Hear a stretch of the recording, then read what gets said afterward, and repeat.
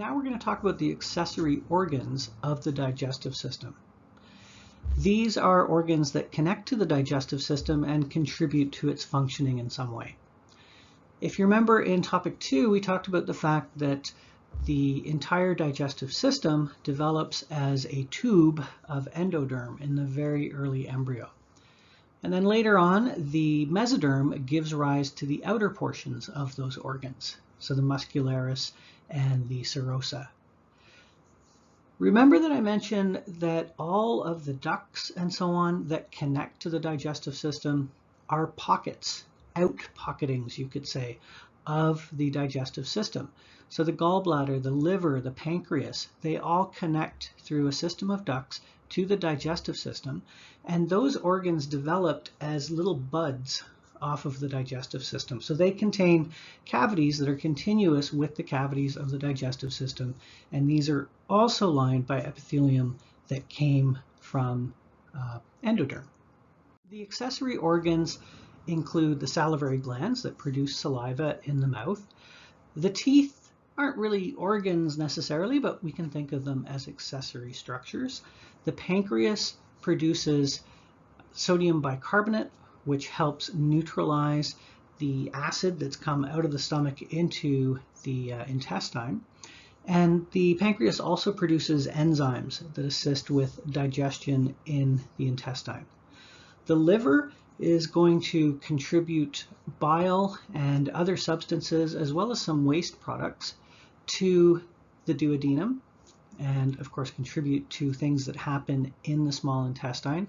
The gallbladder is a pouch underneath the liver that stores bile. Let's take a look at the mouth. So let's start at the beginning. The accessory organs of the mouth, we have the tongue. The tongue almost completely fills the buccal or oral cavity. We have the teeth, and the teeth are going to cut up the food into small pieces. That's the role of the incisors. They act like scissors.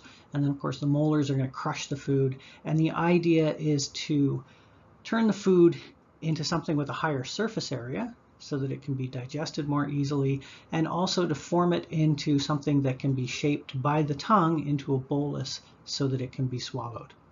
Incidentally, you might notice the tonsils on here. I haven't talked about them yet because we'll talk about them when we talk about the lymphatic system. They serve to trap bacteria and elicit an immune response. And as a refresher, again, the tongue forms a bolus so that it can be swallowed. Pretty important function. And also just recall that we have two sphincters in the esophagus. We have the upper esophageal sphincter and the lower esophageal sphincter. The other accessory organs that connect to the mouth are the salivary glands. You have very small salivary glands that are embedded directly into the mucosa of the mouth. But there are also very large salivary glands that are outside the mouth but connect to it through ducts. So the largest one would be the parotid gland, which is on the side of the jaw under the ear, and you can see it connects through the parotid duct into the mouth. We have the submandibular gland, which, as the name suggests, is underneath the jaw, and it connects by a duct. We have the sublingual gland, which is just under the tongue, and it connects to the mouth through several sublingual ducts. And of course, the purpose of salivary glands is to produce saliva. Saliva has a few important things in it that help you begin the digestion process, help lubricate your mouth, and also help fight against infection. On an average day, you swallow about 1 liter of saliva. You also swallow a great deal of mucus from the nasopharynx that passes into the throat. I mean, let's face it, you're disgusting. I mean, we're all disgusting. I mean, it's quite remarkable how much stuff we take back and swallow, but all that stuff has a function. The mucus in your nasopharynx that is moving down your throat and down into your stomach is taking with it lots of potentially harmful bacteria that it's trapped from the air. And of course, the stomach acid will kill anything that's in that mucus, hopefully. The saliva contains slippery lubricating fluids that will allow food to slip down your throat and down your esophagus without getting stuck. And also at the same time, it's going to prevent the mucosa from drying out, from desiccating. The picture you're seeing here is of a large gland, one of the large 3 that I've listed here. And you can see we've got this kind of open, kind of puffy looking tissue. Those are the cells that are producing mucus. We've got other cells that are producing a slippery serous fluid that's going to be mixed with the mucus. The large glands that connect to the mouth are the parotid glands, the submandibular glands, and the sublingual glands. So you've got a pair on each side. In addition to that, you have very small glands that are embedded in the mucosa, and some of them may go down as deep as the submucosa as well. But most of the saliva is being produced by these 3 large noticeable glands. The saliva contains a lot of good stuff. So we've got enzymes and other proteins, salivary amylase for instance. This is going to be responsible for the digestion of starch. What it does is it breaks starch up into little disaccharides. So little pairs of glucose, and that disaccharide is known as maltose. And we'll talk about that in our next topic. But the amylase doesn't have much time to be active in the mouth because, of course, it's a fairly short trip to the stomach. However, if you want to try a fun experiment, you can take something with a lot of starch, take a cracker, for instance, that contains a lot of starch, and chew it up and just hold it in your mouth. And you have to do it for several minutes, which is kind of uncomfortable, but if you do that, you may notice that it starts to taste sweet, and that's because you're breaking down the starch into sugar. We have lingual lipase. So this is produced by the lingual glands. It doesn't do anything in the mouth, but once it reaches the stomach, it becomes active. It's one that's pretty active at a fairly low pH. We've got lysozyme, which we've talked about before. It's found in the tears, for instance, that your eyes produce. It's found as a secretion onto the skin, and what it does is it breaks up peptidoglycan, which is the substance that bacteria use to make their cell walls with. So it weakens the cell wall of the bacteria and should disable or kill the bacteria. We have immunoglobulins, which is a fancy term for antibodies, and the antibodies will stick to bacteria in the mouth. Now, bacteria have proteins on their surface that they use to attach to your proteins on the cells of the mucosa, and by doing that, they anchor themselves, and then they might be able to rupture the membrane. The antibodies bind to the proteins that protrude from the bacteria, so they can't do that, so they can't hook onto your cells. There's lots of ions present as well, and these ions are needed by enzymes. Several enzymes need cofactors like ions and sometimes certain minerals and so on.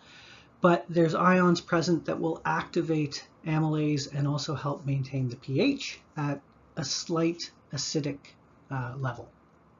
So we have chloride, we have bicarbonate, which will help buffer the saliva, and we have phosphate.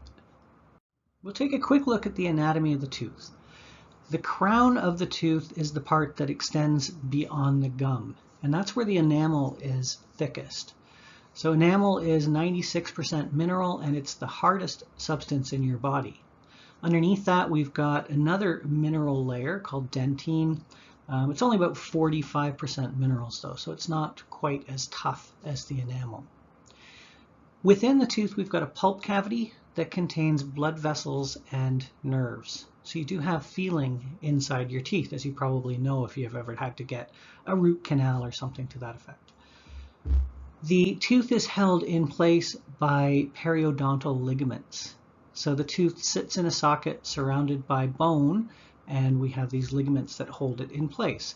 When you lose your primary or deciduous teeth, those ligaments should break down and the tooth should be lost. Doesn't always happen. I myself had lots of problems with my baby teeth wouldn't go on their own, and most of them had to be pulled. It was kind of unpleasant. But being of British background, if I hadn't had that done, I probably would have had teeth all over the place. You get 2 sets of teeth over your lifetime. So you have 2 dentitions. You have, of course, a primary, or deciduous set, and then you lose those as a child and you develop your permanent teeth. In the deciduous set, there are only 20 teeth, and there's up to 32 in the permanent set. So the reason this happens, of course, is that your skull and your jaw is growing.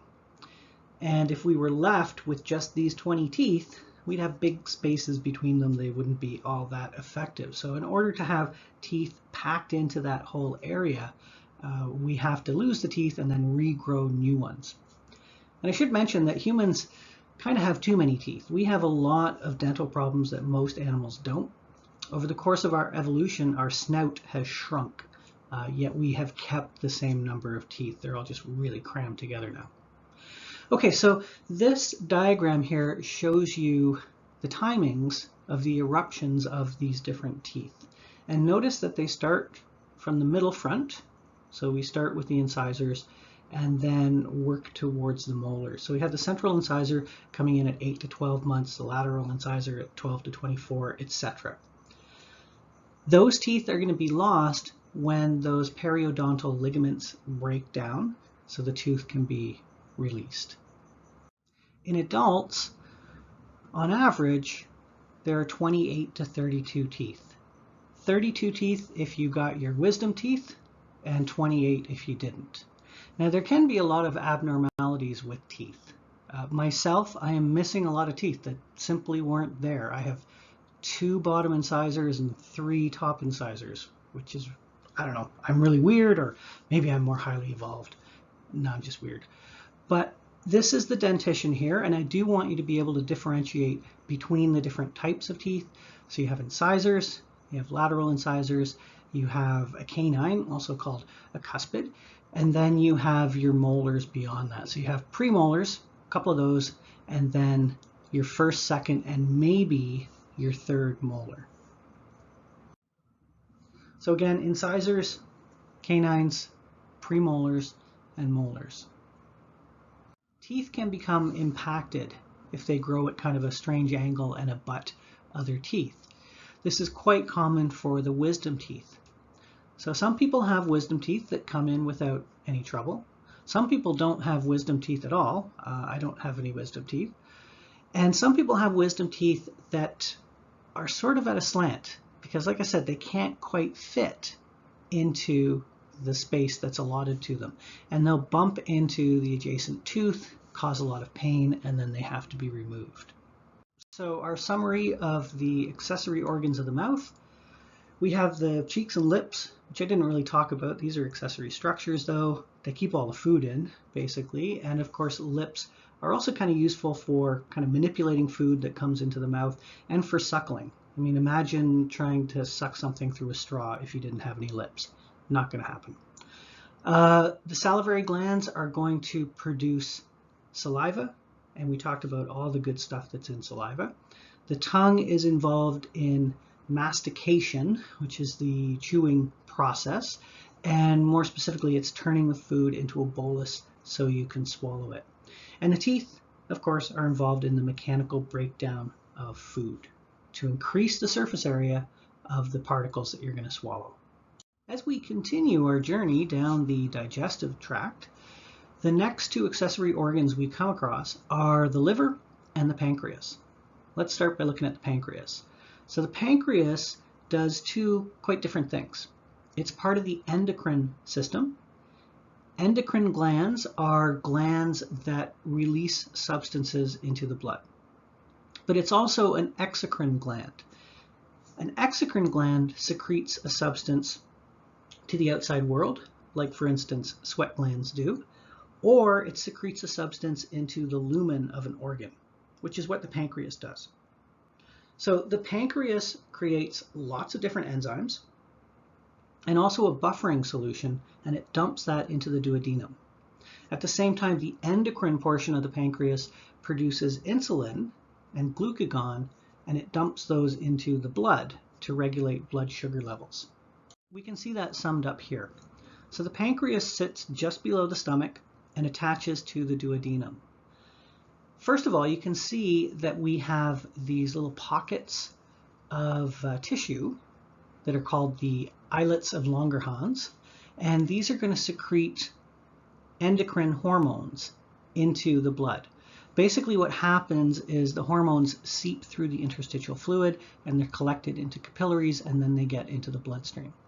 Now we also have these little sacs, and these sacs contain cells that secrete digestive enzymes.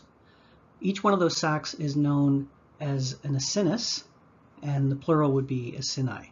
Now the sacs aren't that big, this diagram is not to scale, but those little microscopic sacs are going to dump their contents into this duct, the pancreatic duct, that runs down to the duodenum. In this diagram, we have an islet of Langerhans, also known as a pancreatic islet. Maybe that's easier to remember.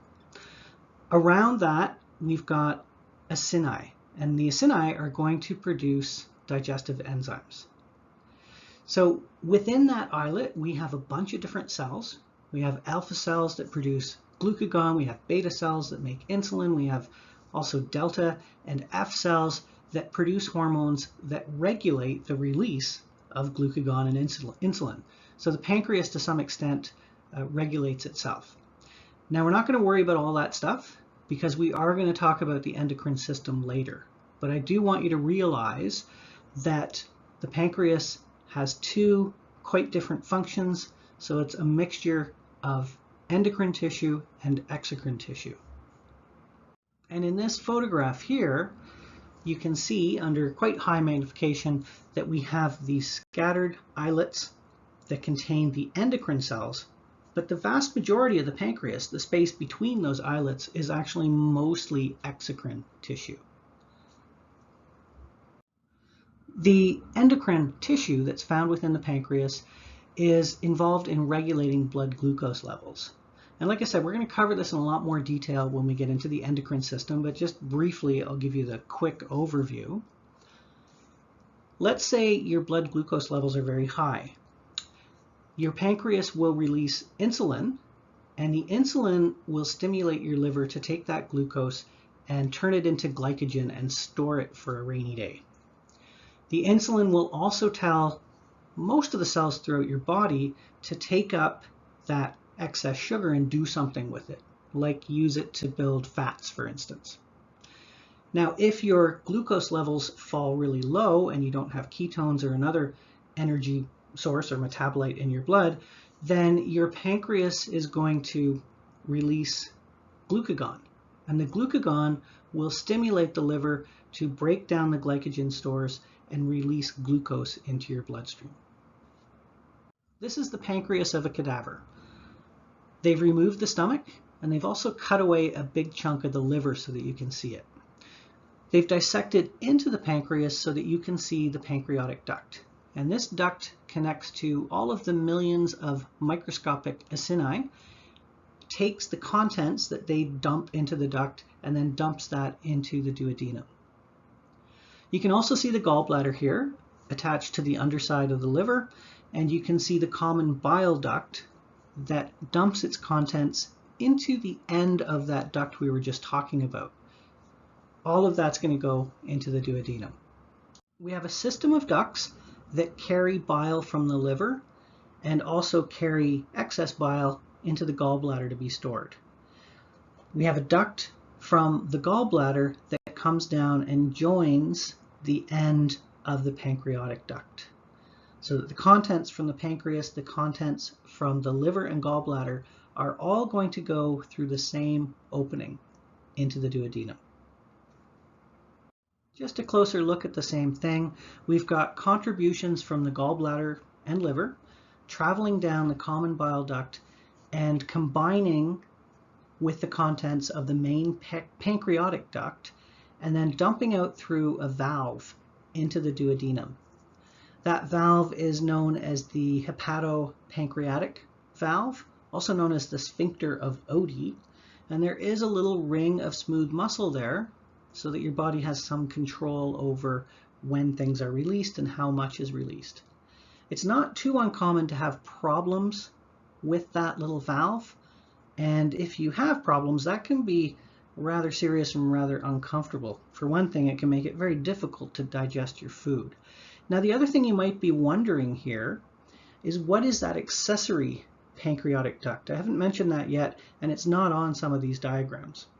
Well, when you developed as an embryo, the pancreas actually developed as two buds, two lobes, and each of them had its own duct. And then those two lobes grow together. And in most people, the uppermost, the superior duct, disappears, it degenerates. But in some people, it persists.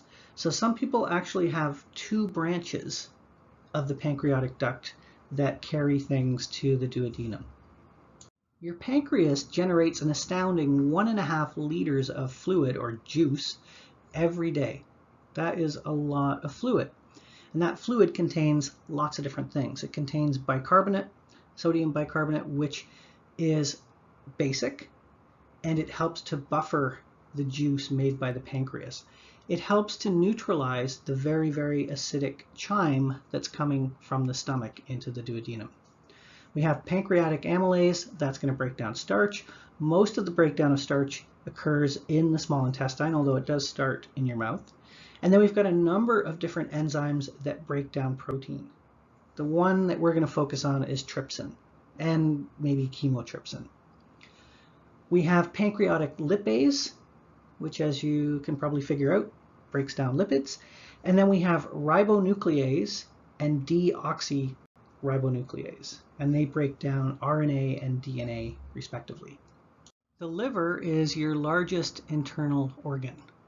So it's the second largest organ in the body next to the skin. And it does an amazing array of things.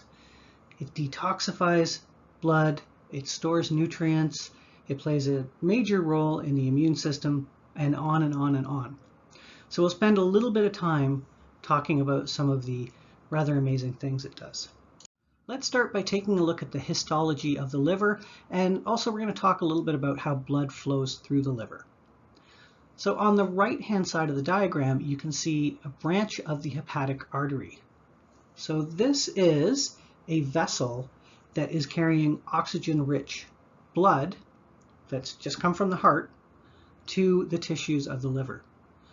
On the other side, on the left side, we've got a central vein that is collecting blood that's moved through the liver and transporting it into the hepatic vein and eventually back to the heart. There's one more vessel here, and that is a branch of the hepatic portal vein, which is carrying blood from the hepatic portal system. So a portal system is a system or network of blood vessels that carries blood from one capillary bed, so it's collecting blood at that capillary bed. It transfers it to another capillary bed where it dumps the blood, and it doesn't pass through the heart in between. So this blood that's coming in through the hepatic portal vein is deoxygenated. It contains a lot of nutrients though, because it comes from the capillary bed that collects nutrients from the intestines and the stomach. So nutrients that are digested seep into the capillary bed that starts this portal system. Now, something very interesting is that blood from the hepatic artery is going to be dumped and mixed with blood coming from the hepatic portal vein. And the reason for this is that that blood from the hepatic portal vein is very oxygen poor. And the cells of the liver would die if they didn't have this mixing in of oxygenated blood.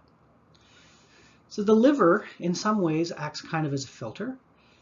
The blood flows across in these sinusoids, which are kind of spaces, and it takes a little while to move through the liver.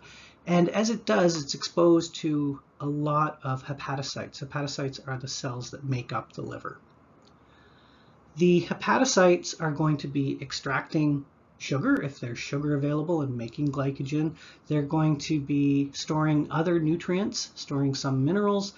They're going to be looking for bacterial cells that might have got in through the intestine somehow, and they're going to be looking for debris, and that material is going to be gobbled up by what are known as Kupffer cells, which are amoeboid cells that can wander around and move between the hepatocytes and wander around in the liver. Also, the liver is producing bile, and the bile is collected in these little canals canaliculi, bile canaliculi, that run between the hepatocytes. The hepatocytes are making bile, they're secreting it, and it's collecting into these larger and larger ducts that will eventually carry it down to the gallbladder. And notice how the hepatocytes are arranged. They're arranged in very thin layers known as laminae. And this is to increase the surface area that these hepatocytes have with the blood that's flowing across them. So within the liver, we have hepatocytes. These are the major cells of the liver. The liver is a very soft tissue, and it's got these reticular fibers that act as a scaffold and hold it all together. But it is a fairly soft organ, and for that reason, a somewhat delicate organ if you're in a traffic accident or something like that. The laminae are layers of hepatocytes, and they're surrounded by these spaces called hepatic sinusoids that the blood is moving through. So they are in contact with lots of fluid. They're arranged so that they make maximum contact. They have maximum surface area in contact with that solution. We have grooves that run between the hepatocytes that are called canaliculae, and that's going to collect bile that's produced by the hepatocytes and carry it to the gallbladder ultimately.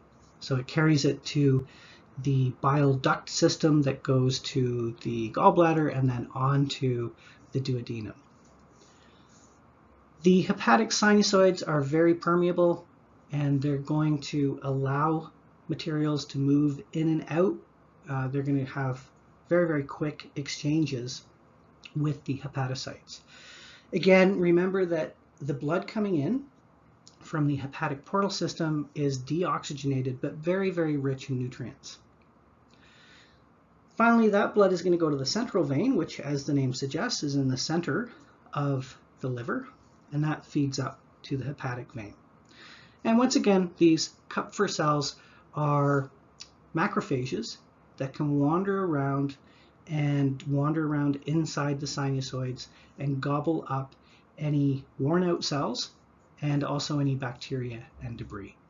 Just to review the hepatic blood flow, we've got oxygenated blood coming in through the hepatic artery. We've got nutrient-rich but oxygen-poor blood coming in from the hepatic portal vein, and they're going to mix in the liver sinusoids.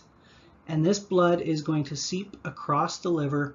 It's going to be in contact with a great number of hepatocytes and also with Kupffer cells that can deal with any debris and so on that might be in the solution. The blood is recollected as it passes to the middle of the liver. It's collected in the central vein, carried up to the hepatic vein, back to the heart, where it can be pumped out to the rest of the body. So at this point, the blood has been cleaned, so to speak. Important things have been taken out that can be stored in the liver. Here's a highly simplified view of the circulation of blood throughout the body, just so you can get a sense of what the hepatic portal system is. So with the exception of the hepatic portal system, in every case here, you're seeing blood leaving the heart, being distributed into a capillary bed, being recollected at the other side of that capillary bed, and then making its way back to the heart. But for a portal system, that's not what happens. So we have blood here entering the capillary bed that's associated with the digestive system and being recollected into capillaries that go onto the portal vein. The portal vein is going to take that blood back to a second capillary bed. We haven't passed through the heart yet. There, the blood is going to be distributed throughout the liver and recollected into the hepatic vein and passed back to the heart. And again, the whole point of this is to make sure that anything that's coming out of the digestive system, anything that's being absorbed, gets passed through the liver so it can filter it and clean it and process that blood before it gets dumped into general circulation. And here's a more detailed depiction of the hepatic portal system. If we start at the intestines, so down here, we have nutrient-rich fluid that's soaking in to the mucosal cells, passing into the submucosa and then passing into capillaries that run through that connective tissue. So that nutrient-rich blood now is going to head up the hepatic portal vein into the liver. And when it gets to the liver, it's going to be distributed into a second capillary bed where it's going to be treated and processed, and then the blood will be recollected, so it'll be recombined at the other side of the liver and head up to the heart and on to the rest of the body. Before we leave the liver, let's talk about bile and the gallbladder. Bile is produced by hepatocytes, and the bile moves down ducts to the gallbladder where it's stored. And that's pretty much all the gallbladder does. It stores bile and it also concentrates bile. So it draws the water out of it and concentrates it by about 10 times. In this photograph here, what you're seeing is a section that shows the inner lining of the gallbladder. And notice that the interior of the gallbladder is very wrinkled, and that allows the gallbladder to expand. So kind of like the wrinkles that we saw in the stomach. You can get by without a gallbladder. In fact, it is sometimes removed if there's trouble with the gallbladder or if the exit of the gallbladder is blocked. Bile is a yellow, brown, green liquid, and you may have been unfortunate enough to have seen it at one point. If you vomit very intensely on an empty stomach, you can bring up some bile. So when you're vomiting, the stomach is convulsing and constricting, and the esophagus is undergoing peristalsis in the reverse direction. If your stomach is empty and it's a very powerful, violent retching that you're doing, the convulsions of the stomach can cause the pyloric sphincter to open up a little bit and allow fluid from the small intestine, from the duodenum, into the stomach. Normally stuff is not allowed to flow in that direction, but a little bit squeaks by, and if you bring that up, you'll notice it's a rather gross looking and very unpleasant tasting fluid. Bile has a pH of 8, so it's slightly basic, and together with the secretions of the pancreas, this will help raise the pH of the chyme that's coming out of the stomach. Because remember, the small intestine has a much higher pH than the stomach. The contents are water, bile salts, which we'll talk about more in a moment. They are amphipathic molecules that help emulsify fat, cholesterol, other emulsifiers, and bile pigments that give bile its disgusting color. These pigments are the result of the breakdown of hemoglobin, which is also something that happens in your liver. So your liver, one of its important functions that we haven't talked about yet, is it breaks down worn out red blood cells and it recycles the hemoglobin. It pulls off the heme group, which has the iron on it. That's something that's important to hold on to, so it extracts that, recycles that. Some of the stuff that can't be recycled from the heme group is going to be broken down into these different pigments. And they're quite pretty. These are the same pigments that create the color of a bruise if you rupture blood vessels. These pigments are also involved in coloring your urine yellow and your feces brown, but we'll get to all that quite a bit later.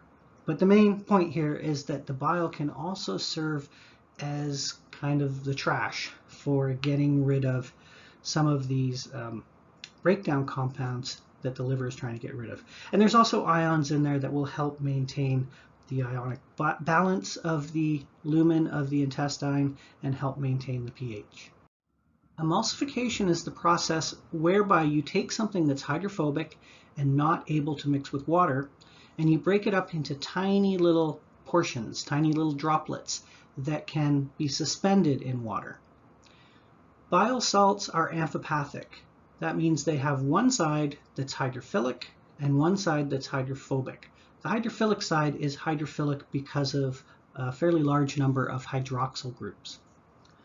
What happens is the bile salts will surround themselves around a small number of lipids. So a small number of triglyceride molecules like you see in the diagram on the right.